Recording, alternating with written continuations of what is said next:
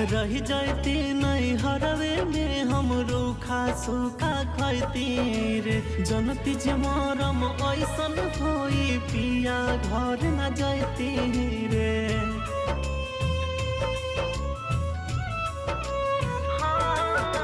रही जाती नहीं हरवे में हम रूखा सूखा खैती रे। जनती जे मरम ऐसन होई पिया घर न जाती रे।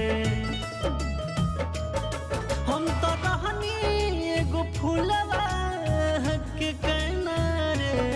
हम तो रहनी एगो फूलवा के कहना रे। अब तो दिन रात रोवे हमार नैना रे। अब तो दिन रात रोवे दोनों नैना रे।